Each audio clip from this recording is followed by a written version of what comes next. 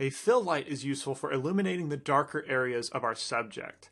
So with our key light coming from the upper right corner of our frame, this leaves the left side largely in shadow, and so we can use a fill so it's not totally lost in black shadow.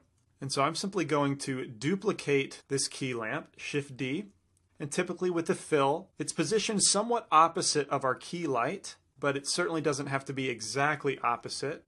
I think something like this might work. Let's bring it down so it's not quite so high. And then begin to adjust it from the camera view, Shift Z in the viewport. And to expedite the rendering a little bit, I'm going to enable border rendering in the dimensions of our render panel. That way it's only limited to our camera's frame. And so back to our fill light, let's rename this lamp to be lamp fill. And as a duplicate, both our key and the lamp share the same intensity, and this is known as a 1-to-1 ratio in the lighting, which is not an uncommon way to light a subject, but you can run into the issue of feeling like you've got two key lights.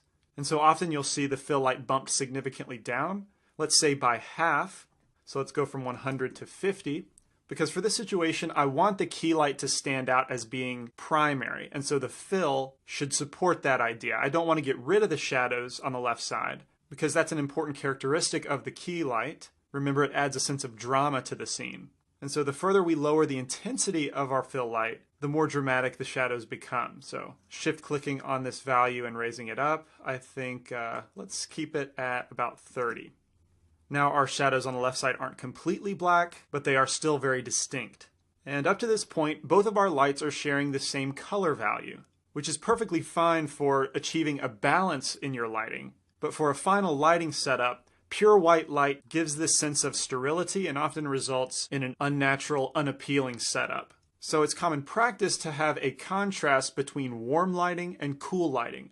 Warm lighting being in the reds, oranges, and yellows, cool being the purples, blues, and maybe into the greens. So let's take our key light and shift it over into the warm direction for color, just slightly, because if we go really saturated, of course that doesn't look natural.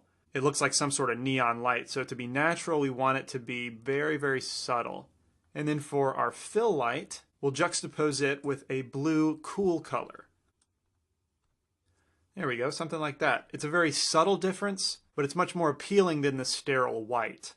Okay, so that's two of the three components that make up the three-point lighting setup. The last component is the backlight or rim light.